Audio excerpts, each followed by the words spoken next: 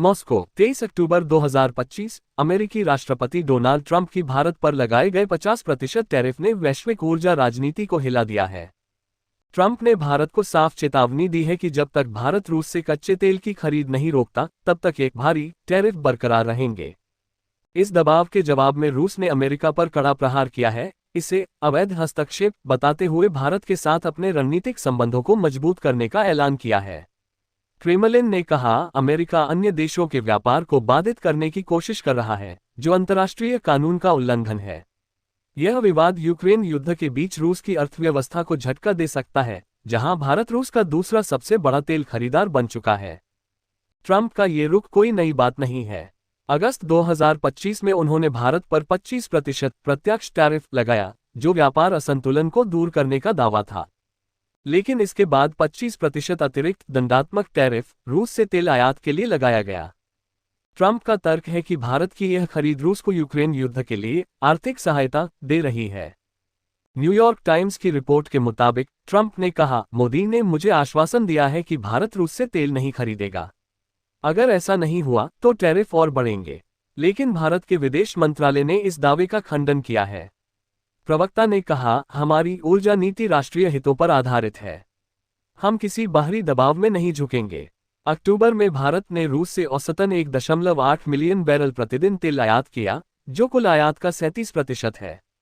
ये 2022 से पहले के 1% से कई गुना अधिक है। रूस की प्रतिक्रिया तीखी रही। क्रेमलिन प्रवक्ता दिमित्री पेस्कोव ने ट्रंप को बौद्धिक काल से का दोषी ठहराया। रूसी मीडिया इज़वेस्टिया ने लिखा, मॉस्को को यूक्रेन में युद्धविराम के लिए कोई कारण नहीं दिखता।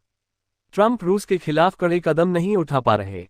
रूस ने भारत को सस्ता तेल ओमानी ग्रेड से $7 प्रति बैरल कम उपलब्ध कराने का वादा किया है। राष्ट्रपति व्लादिमीर पुतिन ने सितंबर में प्रधानमंत्री नरेंद्र मोदी से तियानजिन में मुलाकात की, जहां दोनों ने ब्रिक्स के तहत सहयोग बढ़ाने पर जोर दिया। रूस का मानना है कि अमेरिकी प्रतिबंध अवैध हैं और भारत जैसे विकासशील देशों के ऊर्जा सुरक्षा को खतरा पैदा करते हैं। भारत के लिए ये दुविधा भरा है। एक और रूसी तेल ने 2022 से अब तक $17 अरब की बचत की है। रिलायंस इंडस्ट्रीज जैसी कंपनियां रोसनेफ्ट के साथ 10 साल का 500,000 बैरल प्रतिदिन का अनुबंध कर चुकी हैं। दूसरी ओर अमेरिकी टैरिफ ने भारतीय निर्यात को 37% गिरा दिया है। टेक्सटाइल, ज्वेलरी और इंजीनियरिंग सेक्टर सबसे ज्यादा प्रभावित हैं। ग्लोबल ट्रेड रिसर्च इंस्टीट्यूट के अनुसार FY26 में $37 अरब का नुकसान हो सकता है। विदेश मंत्री एस जयशंकर ने कहा, चीन रूस से तेल खरीद रहा है तो भारत पर ही क्यों दबाव? हमारी नीति संतुलित है। कांग्रेस नेता जयराम रमेश ने सरकार पर सवाल उठाए, ट्रंप के दावों का खंडन क्यों नहीं? क्या हमारी विदेश नीति अमेरिकी दबाव में है? विशेषज्ञों का मानना है कि यह विवाद व्यापार समझौते की कुंजी है। ट्रंप ने कहा है कि रूसी तेल रोका तो टैरिफ घटाकर 15-16% किया जा सकता है, साथ ही अमेरिकी मक्का सोयाबीन आयात बढ़ेगा।